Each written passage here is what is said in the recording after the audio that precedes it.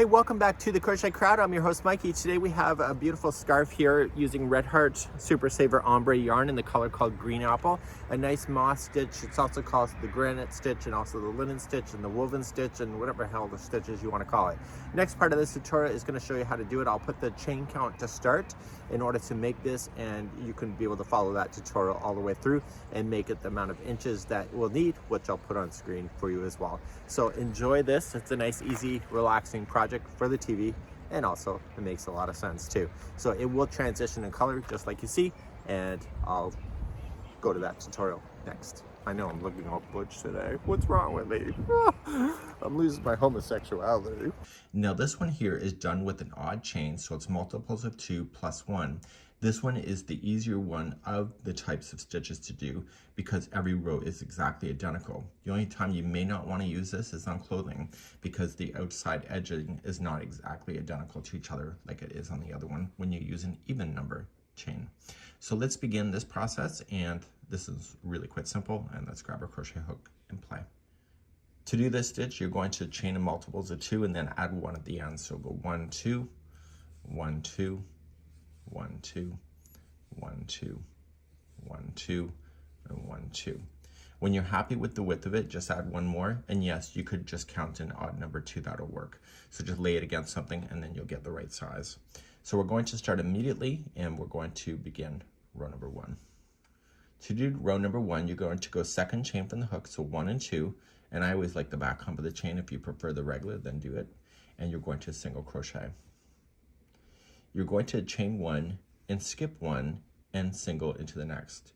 If you watch the other video, you know that we're starting off exactly the same way. It's the end of the row that changes. So chain 1, skip 1, chain, single into the next, and you do this all the way across.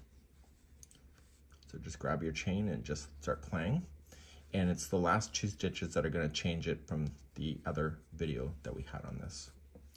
So you're going to notice you're going to get all the way across, and you'll have 3 chains that are left. You've chained 1, you're going to skip 1, and you're going to single crochet the next.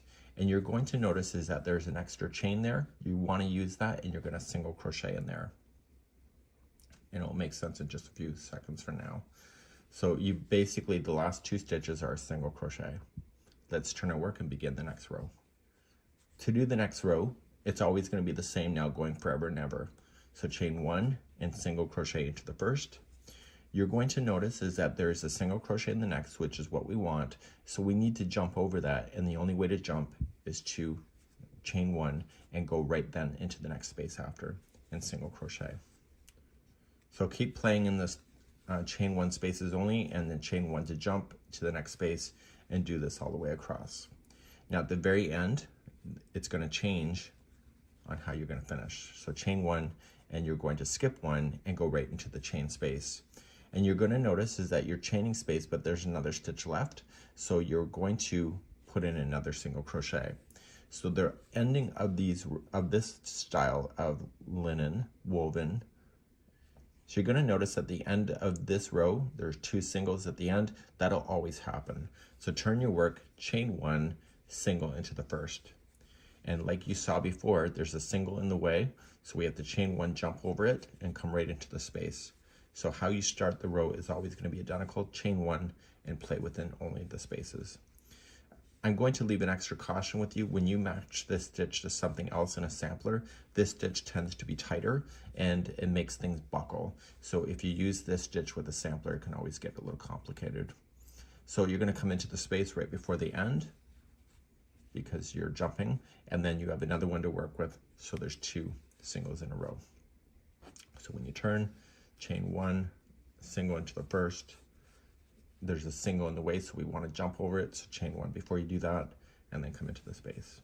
So you can do this until the cows come home. It's a great stitch to do. It's used in a lot of clothing, scarves, and more. And it's just really nice, easy, and it has some flexibility, but it's also really quite quick because you have the chain work in between the stitches as well. Just don't forget there's 2 singles in a row at the end of each row. And that's how you're going to do it. So this here is a great little stitch to know.